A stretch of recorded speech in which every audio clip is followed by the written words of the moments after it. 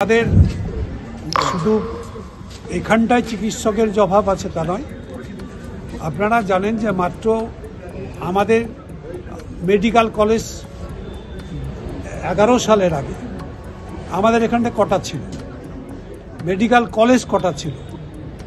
বর্তমানে এখন আপনার হচ্ছে মেডিকেল কলেজ কতগুলো হয়েছে এবং সংখ্যাটা বাড়ার পরে আমাদের ডাক্তারের সংখ্যা বাড়ছে।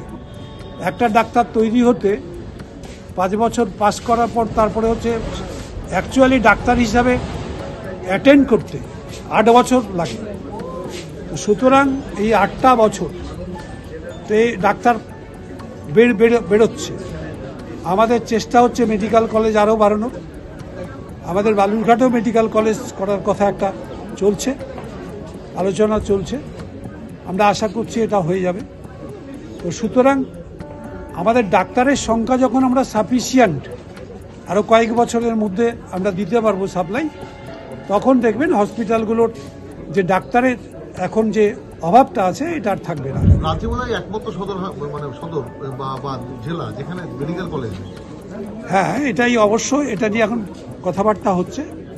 এটা দুর্ভাগ্য যে আমাদের সেই সময় হওয়ার কথা ছিল, এক সময় যখন রায়গঞ্জটা পেল, ওটা আমাদের পাওয়ার কথা ছিল, রায়গঞ্জ পেল আগে, আমরা পাইনি এখন পর্যন্ত, কিন্তু আমাদের ধারণা পেয়ে যাবো। মেডিকেল কলেজ নিয়ে আপনি জেলার মন্ত্রী কি দাবি তুলবেন? না, দাবিতে আগেই আছে, আমার প্রথম থেকেই বলা আছে। যখন আমি মন্ত্রী হইনি তখনও দাবি করেছিলাম, আর সেই সময় প্রায় কথাবার্তাও হয়ে গেছে। আর এখন মন্ত্রী হয়েও আমি আবার বলেছি যে ইমিডিয়েটলি এটা করার দরকার, কারণ সারা পশ্চিমবাংলায় সব জেলায় যদি হয়ে থাকে তো আমার জেলা পাবে না। তো সেটা আসবে, আমার ধারণা যদি মুখ্যমন্ত্রী আসেন তাহলে তখনই আমরা পরিষ্কার ব্যাপারটা বলে দিতে পারব। মঙ্গলবার বালুরঘাট হাসপাতালে একগুচ্ছ নতুন পরিষেবার উদ্বোধন করলেন মন্ত্রী বিপ্লব মিত্র। বালুরঘাট হাসপাতালে রোগী ও তাদের পরিজনদের জন্য বেশ কয়েকটি প্রকল্প নিয়েছিল রাজ্য সরকার। এর মধ্যে রয়েছে রোগীর পরিজনদের সময় কাটানোর জন্য একটি গ্রন্থাগার, এমআরআই সংক্রান্ত বিভিন্ন প্রশ্ন বা যোগাযোগের জন্য একটি কিয়ক্স, যক্ষ্মা রোগীদের জন্য নতুন করে ভবন সংস্কার ও সম্প্রসারণ, নার্সিং স্টাফদের জন্য প্রশাসনিক ভবন। এদিন এই প্রকল্পগুলির উদ্বোধন করেন রাজ্যের মন্ত্রী বিপ্লব মিত্র।